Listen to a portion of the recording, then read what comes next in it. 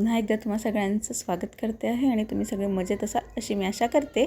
तर आज ना निधीची अंघोळ मी लवकर केली आणि सेम तिने माझ्यासारखा ना टॉवेल असा टांगून घेतलेला होता। ज्या पद्धतीने मी माझे केस रॅप करते ना अगदी तसंच तिने केलेले आणि चाललं होतं माझं अनुकरण करून सगळं करण्याचं। म्हटलं कर बाबा एन्जॉय कर, शेवटी मुलीच एन्जॉय करतील ना आपलं आई मम्मींचा अनुकरण करून। ती लहानपणीचा तिचा जर एक फोटो आहे तो जर मला सापडला तर मी बाजूला टॅग करते। त्याच्यानंतर नाश्त्याला छान पोहे बनवलेले होते। घरी असलं की खूप जास्त मला असा नखऱ्याचा नाश्ता बनवण्यापेक्षा साधे पोहे खायला ना जास्त आवडतं। कारण काय होतं ते जर केलं ना मग दिवसभर फक्त किचन भांडे एवढंच करावं लागतं, दुसरं काही काम होत नाही। म्हणून म्हटलं की जाऊ दे छान पोहेच बनवूयात, लवकरही बनतात। कारण की कसं सुट्टी असली की थोडं उशिरा उठणं होतं, त्याच्यामुळे मग सगळ्यात इझी ब्रेकफास्ट एक तर उपमा नाहीतर पोहे हे मला जास्त आवडतं। तर ते झालं, त्याच्यानंतर मी लागोहात स्वयंपाकाच्या तयारीला लागली। तर ही जी बॅग आहेत ना ह्या लॉक बॅग भाजीपाला वगैरे ठेवण्याच्या खूप जास्त फायद्याच्या मला ठरत आहेत ह्या। म्हणजे जागा पण कमी व्यापतात, वॉशेबल आहेत, एका यूजनंतर आपण लगेच धुवू शकतो। म्हणजे मी प्रत्येकदा जेव्हा केव्हा भाजी ठेवते त्यातनं ती भाजी काढली की मी लागोहात त्याच्यातनं धुवून घेते आणि छान सुकवून घेते। कुठेही टांगा, मी आता माझ्याकडे जे स्टँड आहे ना कपड्यांचं त्याला टांगण्यासाठी जागा आहे, तर त्याच्यावर ते आरामात सुकतात। याची लिंक मी खाली टॅग केलेली आहे, तिथून तुम्ही घेऊ शकतात। आणि भरपूर याच्यामध्ये भाजीपाला बसतो बरं का। आता मी गंगाफळ वगैरे ठेवलेलं होतं, त्याच्यानंतर भेंडी, काकडी, गाजर, वाटाणे अशा खूप साऱ्या भाज्या बसतात। त्याच्यानंतर 2 भाज्या ॲट ए टाईम करायचं मला असं बऱ्याचदा असं काय म्हणता येईल झटका येतो। झटका म्हणण्यापेक्षा ना स्मार्ट वर्क करायचा माझा प्रयत्न असतो। आता सकाळी स्कूलला जाताना बऱ्याचदा मला 2 भाज्या कराव्या लागतात, एक निधी आणि मी, कारण निधी आणि आम्ही दोघांची वेगळी आणि तिची वेगळी असते। त्यामुळे मग असं असतं की जाऊ दे पटकन होईल ह्या हिशोबाने दोघं हात चालवणे खूप गरजेचे असतात। तर एकीकडे गंगाफळची भाजी आणि एकीकडे मी लावलेलं होतं मुगाची डाळ। आता मुगाची डाळ त्या दोघांची होती आणि गंगाफळ माझं होतं, त्याच्यामुळे म्हटलं की चला तुमच्याबरोबर पण शेअर करूया। तुम्ही पण करतात का असं 2 भाज्या एका वेळेला फोडणी मारतात का? कारण की थोडंसं ना लक्षपूर्वक करावं लागतं, नाही तर एका भाजीचं जळून जातं आणि दुसऱ्या भाजीचं हलवायच्या नादात ना एक भाजी जळते, असं बऱ्याचदा होतं। म्हणजे सुरुवातीला माझ्याबरोबर पण व्हायचं, पसारा होतो, पण 2 भाज्या करायच्या असल्यानंतर माझं असं असतं की पटापट होऊन जाईल, तर 2 गॅसवर 2 भाज्या लागतात। माझा गॅसही खराब झालेला आहे। आता जो हा गॅस बंद दिसतोय ना तुम्हाला, तो सुरुवातीपासूनच म्हणजे घेतला होता ना तसाच तो कमी चालायचा, खूपच लो होती त्याची फ्लेम, पण त्याला मी कसं तरी चालवलं होतं। पण आत्ता ह्या गॅसला मला वाटतं आमच्या लग्नाला 9 वर्ष झालेत ना, तर 9 वर्षापासून हा चालत होता, पण आता तो पूर्णपणे बंद पडला आहे। तर असं वाटतं की एखाद्या वेळेस आता गॅसला रिपेरिंगला पाठवायला लागणार आहे, बघू आता कधी मुहूर्त लागतो। तर इकडे दोन्ही भाज्या मस्त अशा टाकून झाल्या। त्याच्यानंतर जो पसारा काही मी केलेला होता, मिठाची बरणी उतरवून ठेवली, मसाल्याचा डबा उतरवून ठेवलेला होता एका वेळेला सगळं टाकण्यासाठी, ते मी लागोहात ठेवून दिलं। म्हटलं भाज्या होतील तोपर्यंत ते बाकीचं आवरून घेऊ, आणि बाकीचं आवरलं, किचन ओटावरचे भांडी वगैरे क्लीन केले थोडे। तर त्याच्यानंतर इकडे भाजी पण झाली होती, तोपर्यंत हे सगळं आवरत तर मस्त झाल्या 2 भाज्या। आणि ही जी गंगाफळची भाजी मला खूप दिवसांपासून खायची होती आणि अशी पंक्तीत मिळते ना तशीच भाजी मला खायची होती। मला प्रचंड आवडतं गंगाफळ। आणि त्यानंतर असं होतं ताट छान मस्त अशी दही, कालचा केक होता, भाकरी, थोडंसं कांदा, कारण सॅलडमध्ये काहीच नव्हतं, आणि खूप सारी गंगाफळची भाजी। म्हणजे खूप छान जेवण झालं खूप दिवसानंतर। तर त्याच्यानंतर ना थोडं झाडांची मला एक तुम्हाला टूर द्यायची होती। खूप काळजी घेतल्यानंतर ना इतके छान फुलं आलेले आहेत, स्पेशली हे जास्वंद, याच्यात माझा खूप जीव अडकला होता, कारण 150 रुपयाला मी हे झाड आणलं होतं आणि त्याला बुरशी लागली, खूप किडे लागले होते। मी मागच्या काही व्हिडिओजमध्ये दाखवलेलं तुम्हाला, पण मी त्याची पूर्ण कटिंग केली होती, अगदी काहीच ठेवलेलं नव्हतं, अगदी छोटीशी एक दांडी त्याच्यावर होती। आणि मला असं वाटलं की आता काही ते उमलणार नाही, पण तरी मी त्याला रोज पाणी घालत राहिली, त्याच्यावर स्प्रे करत राहिली, आणि फायनली एकदम छोटंसं ते वर आलं, पानं त्याला फुटली नवीन। आणि इतक्या साऱ्या त्याला जवळजवळ निधीने काउंट केल्या, मी नाही म्हणत होती तिला की नको काउंट करू, तरी पण तिने काउंट केलं, तर त्याला 30 कळ्या लागलेल्या आहेत। म्हणजे आता 30 फुलं, एवढ्याशा याला 30 फुलं, बापरे, मलाच शॉक बसला। आणि खरोखर त्याला खूप छान फुलं येतील आता, मला ते बघून खूप आनंद झाला। आणि याच्यातनं एक शिकण्यासारखं असतं बऱ्याच झाडांकडनं की तुम्ही पाणी घालत राहा मेहनतीने, फळ तुम्हाला नक्की मिळेल। पुढे दाखवतेच मी की कसं. तर आता हा मोगऱ्याचा वाल पूर्णपणे सुकला होता, याचेही मी बऱ्यापैकी होप सोडले होते.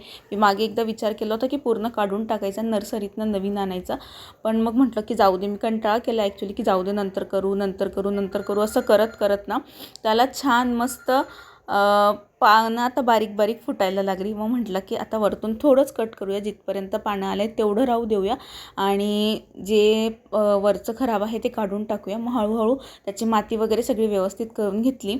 आणि एक जास्वंद आहे ना, त्याची पण थोडी कटिंग मला करायची आहे. त्याला कळ्या आल्या आहेत, पण ना मला ते खूप जास्त उंच नाही वाढवायचं आहे. कसं आहे, आपल्याला म्हणजे आपलं स्वतःचं घर नाही किंवा असं जिथं आपण राहतो तिथे कुंडीतच त्याला वाढवायचं आहे. खूप मोठी कुंडी पण मी कॅरी करू शकत नाही, कारण स्वतःचं घर नसल्यामुळे कधीही शिफ्ट व्हावं लागतं. यांचं ट्रान्सफर वगैरे झालं तर मग त्यामुळे मला जास्त मोठं झाडं नको.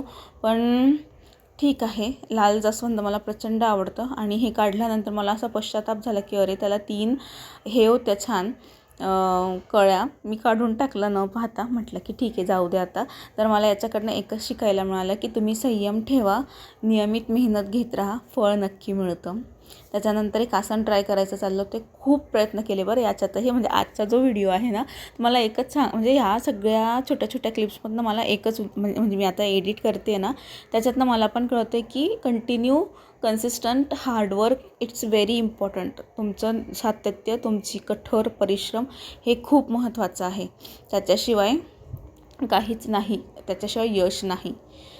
चला, हे सगळं झालं ज्ञान पाजून. आत्ताना मला माझे केस अचानक मी आरशात पाहिले आणि पाहिल्यानंतर ते इतके छान कर्ल झालेले होते ना, मी सडन पाहिलं म्हटलं वाव, इतके सुंदर कसं काय झालेत. तर खरं सांगू का, काहीच नाही यूज करत बरं मी. नॉर्मल मी फक्त हेअरकट छान करून आलेली आहे.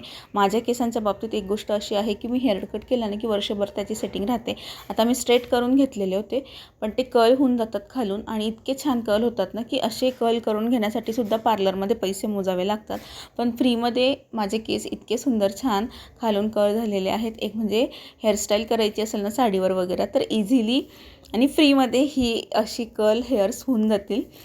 तर आणि केसांची लेंथ पण बऱ्यापैकी वाढलेली आहे. काळजी कशी घेते, काय घेते नक्कीच शेअर करेल मी पुढे काही व्हिडिओजमध्ये. खूप साधीसुधी काळजी मी घेते, खूप तामझाम वगैरे मी काहीच करत नाही केसांना. आधी तरी मी हेअर पॅक लाव, दही लाव, केळं लाव, असं खूप व्हिडिओज शेअर केलेले आहेत. पण जशी मी जॉबला लागली ना, तशी नॉर्मल रुटीनमध्ये एक जसं मला केअर करता येईल, ऑइलिंग आठवड्यातनं 2दा, त्याच्यानंतर शॅम्पू मी बदललेला आहे. तो कोणता शॅम्पू मी वापरते आहे तो पण मी नक्की पुढे सांगणार आहे तुम्हाला. पुढच्या काही व्हिडिओजमध्ये मी एखादी आता हेअर केअरचा व्हिडिओ शेअर करेल, कारण आता केस ना खूप सुंदर झालेले आहेत. तर तुमचे पण केस कसे सुंदर होतील मी नक्कीच तुमच्याबरोबर शेअर करेल. आत्ता आम्हाला जायचं आहे बाहेर, मग भेटते तुम्हाला.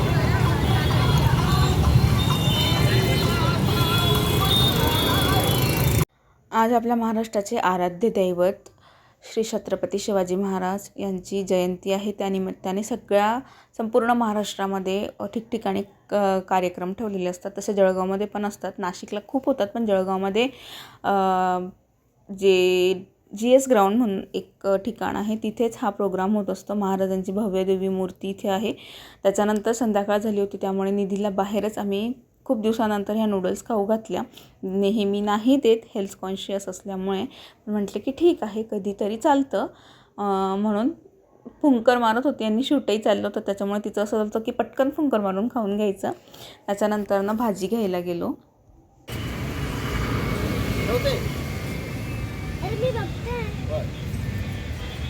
भाजी म्हणण्यापेक्षा ना काकडी आणि गाजर मला आवर्जून घ्यायचं होतं, कारण की आठवडाभरनं मी माझ्या टिफिनला आणि निधीच्या टिफिनला आणि यांच्यासाठी पण काकडी आणि गाजर ठेवून जाते.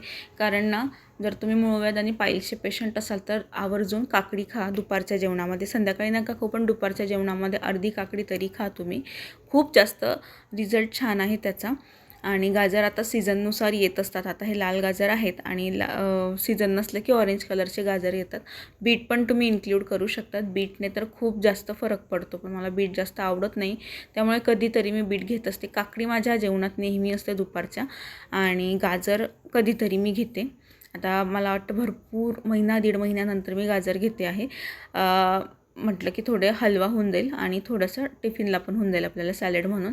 त्याच्यानंतर वाटाणे दिसले इथे. आता वाटाण्याचं काय झालेलं आहे ह्यावर्षी, मला वाटतं दुसऱ्यांदाच मी वाटाणे घेते आहे, कारण ना मला वाटाणे टाकून खिचडी खायची आहे. जो आपला मसाले भात असतो ना तसा बनवायचा आहे घरी. आता बघू, मी तेच म्हटलं की एवढे वाटाणे घेते तर नक्की बनवेल.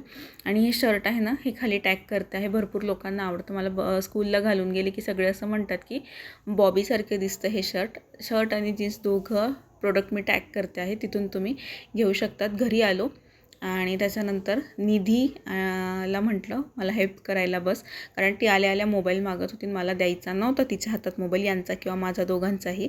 म्हणून ना तिला माझ्यासोबत बसवलं. मग ती म्हटली मम्मी मी माझं कार्टून बघेल आणि मग तुला हेल्प करेल. म्हटलं ठीक आहे बाई, चालतं. तर तिला वाटाणे निवडायला बसवलं आणि मी सकाळच्या साठी भाजी वगैरे कापायला घेतली. फ्लॉवर कोणतं नाही, किडा नाही येतो नाही. कर तू, मी माझं काम करते तोवर तू तुझं कर.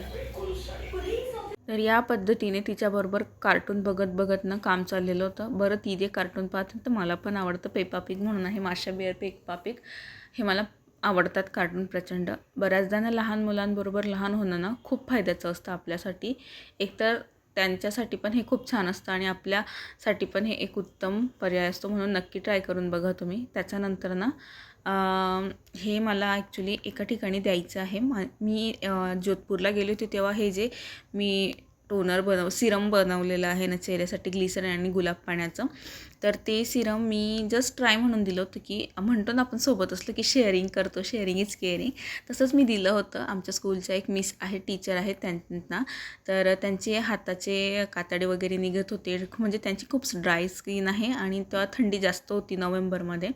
तर मग त्यांना ते एका दिवसात फरक पडला, एका रात्रीत फरक पडला ॲक्च्युली. तर त्या मला म्हटलं की मला बनवून आणाल. दीड महिना झाला त्या मला सांगितलं त्यांनी, पण नेमकं गुलाब पाणी संपलेलं होतं आणि आजच मी गुलाब पाणी आणलं. म्हटलं की चला बनवून देऊ. तर याच्यामध्ये मी गुलाब पाणी टाकलं आहे आणि अंदाजानुसार ना ह्यावेळेस मी हे टाकलेलं आहे, कारण आता उन्हाळा सुरू झाला आहे, त्याच्यामुळे ग्लिसरीन जास्त टाकून चालणार नाही, नाहीतर मग पिंपल्स येतात. तर अकॉर्डिंग टू गुलाब पाणी आणि वातावरणाच्या हिशोबाने मी याच्यात अगदी थोड्याच प्रमाणात ग्लिसरीन ॲड केलेलं आहे. त्यांना सूट होईल, म्हणजे माझ्या स्किनला सूट झालं म्हणजे त्यांच्या स्किनला होईल, कारण माझ्या पण स्किनला जास्त स्टिकी मी ठेवत नसते, वरच्यावर ठेवते. आणि एका दिवसात छान, म्हणजे एका रात्रीतच आपल्याला फरक दिसायला लागतो. खूप जास्त बेनिफिशियल आहे हे. तुम्ही नक्की ट्राय करा. याचं प्रमाण हवं असेल तर कमेंट करा, मी नक्की सांगेल याचं प्रमाण. याच्यामध्ये अजून 1-2 गोष्टी पण तुम्ही ॲड करू शकतात, जसं की हे ॲलोवेरा जेल, त्याच्यानंतर आपलं व्हायटामिन ई कॅप्सूल, हे सगळं तुम्ही त्याच्यामध्ये ॲड करू शकतात. आत्ता मला हे ना टोनर चेहऱ्यावर लावून घ्यायचं आहे, मी पण यूज करते. आणि म्हटलं बरोबर झालेलं आहे की नाही, कारण हातांवर लावलं तेव्हा तर जास्त चिकचिका पण नाही जाणवलं, पण म्हटलं एकदा फेसवर लावून बघूया. आणि अगदी थोडंसंच मारायचं बरं, बसर असा स्प्रे सगळ्या चेहऱ्यावर आपण एखादी मेकअप सेटिंग स्प्रे मारतो ना तसं नाही मारायचं, ते थोडंसंच लावायचं, कारण ग्लिसरीन असल्यामुळे ते स्लिपरी होऊन जातं आणि लगेच ॲब्झॉर्ब होतं आपल्या स्किनमध्ये. आता माझी ऑइली स्किन असून पण ड्राय होते आहे, कारण माझं जे फेसवॉश आहे ना ते ऑइल कंट्रोलचं असल्यामुळे त्याच्याने ड्रायनेस वाढली आहे. म्हणून मग हे जे आहे ते एक उत्तम ठरतं माझ्यासाठी. आणि पिंपल्सने तर चेहरा कायमच भरलेला असतो, तो तुम्ही इग्नोर करा. मस्त आहे हे सिरम, तुम्ही नक्की ट्राय करा.